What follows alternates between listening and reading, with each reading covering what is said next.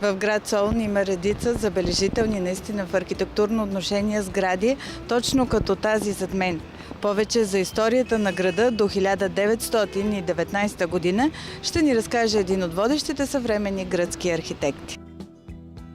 Βρισκόμαστε σε ένα από τα διατηρητέα κτίρια της οδού Βασιλίσσης Όλγας, που ήταν η παλιά σύνταγμα. Намираме се на една от сградите на булевард Василисис Олгас, царица Олга.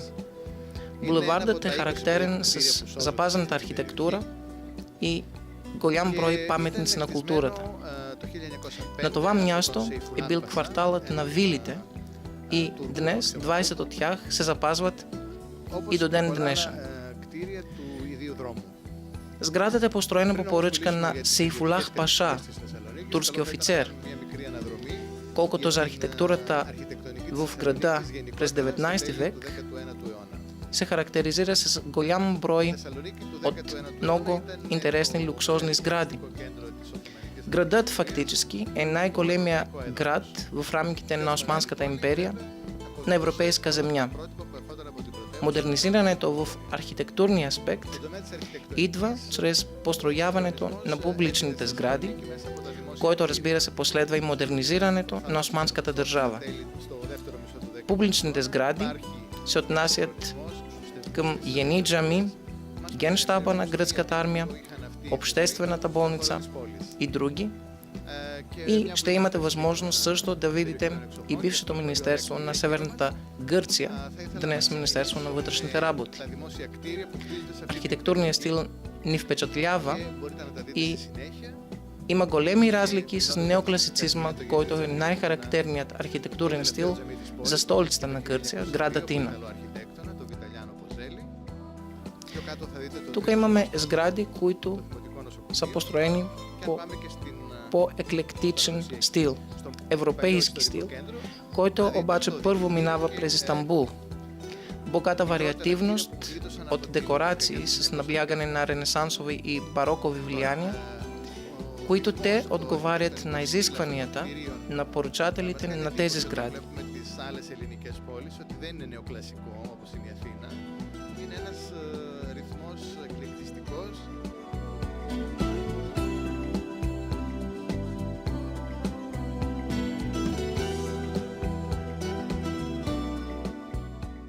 Намираме се точно пред сградата на Етнографския музей, забележителна наистина в архитектурно отношение, с богата орнаментика и пластична декорация. Разкажи ни повече за нейната история. То не може да няма богата декорация в място, в което се намираме, в тази зона, вилната зона. Ние сме споменали за нея. Имаме най-много от по-така луксозните вили и къщи на хора, които са от, може би, друг происход, не задължително гърци, евреи, гръцко говорящи, българско говорящи, мюсюлмани също, разбира се. И това е една къща, която принадлежила на семейство евреи, на Яко Модияно, и архитектът също от еврейски происход, Ели Модияно. Много характерна сграда заради големите си размери, също за много богата декорация, която от еклектичен тип архитектура, съчетаващ различни архитектурни стилове, елементи от различни архитектурни стилове. И разбира се, с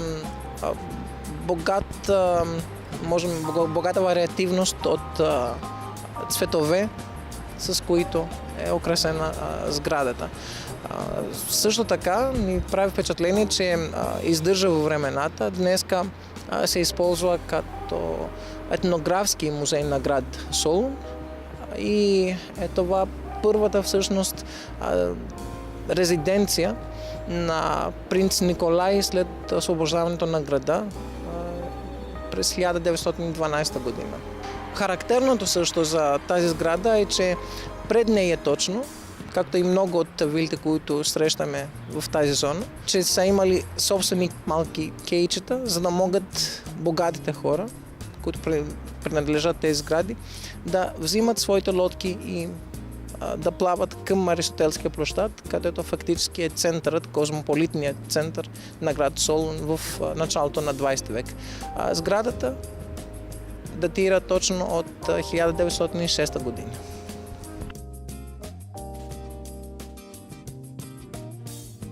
Намираме се пред Центъра за византийски изследвания на Василиса Солгас. Какво е характерно за тази прекрасна къща?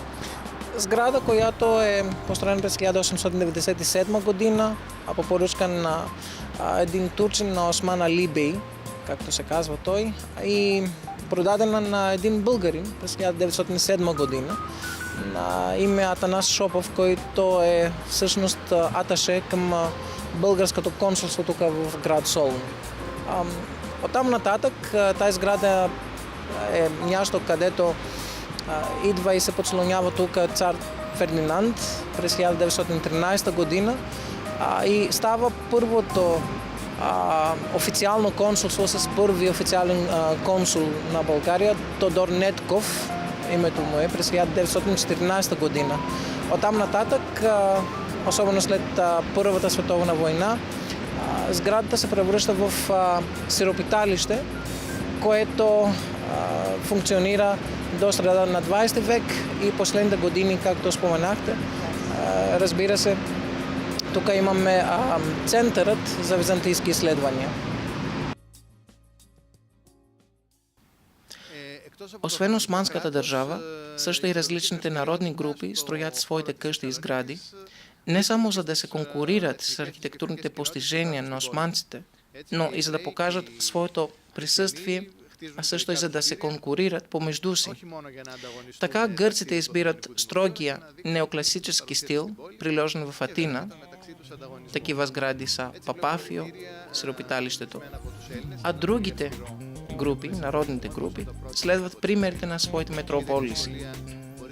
В вилната зона живеят християни, гръцко-говорящи и българско-говорящи, арменци, както и евреи и мюсюлмани. И критерии, за да може някой да построи тук една къща, не е етническата му принадлежност, а финансовото състояние.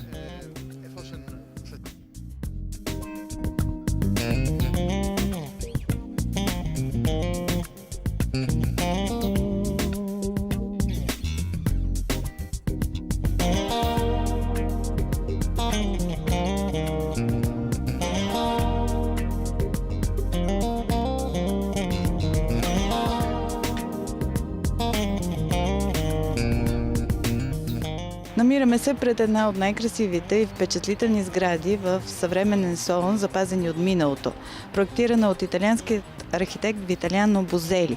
Какво впечатлява в архитектурно отношение тук? Много ясно влиянието, което има Виталиано Бозели от античността. Отделните елементи от античния, древногръцката архитектура, но съчетани с също ясни влияния от западната архитектура. Разбира се, това, което ни впечатлява също са тухлата, която е основният елемент на сградата в всичките стени и страни.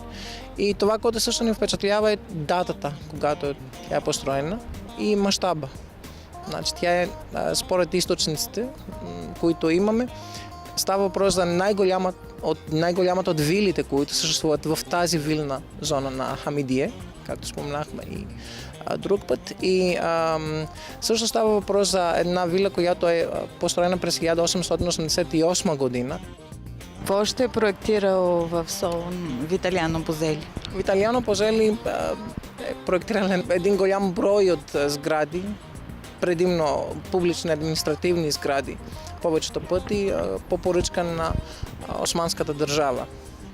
Разбира се, философския факултет на Аристотелския университет, вила Латини, малки също сгради, частни, може би, жилища в мрежата на град Солун. И един човек, който избира да живее тук, в по тези земи, въпреки че е роден в Сицилия през 1838 година, но много бързо решава, че мястото на Балканите е това, което му подхожда повече и особено град Солун. Да добавя само, че двете крила, страничните крила, които виждаме, са добавени по-късно, някъде по средата на 20 век, давайки така един друг размер и форма на самата сграда. И днешното предназначение е пак административна сграда. За съжаление, се запазват само 20 от тези вили. За това носи отговорност гръцкия закон от 50-те и 60-те години, който дава възможност да се построят нови блокове. Поне тези, които са спасени, надявам се да успеем да ги уважаваме и да ги съхраняваме.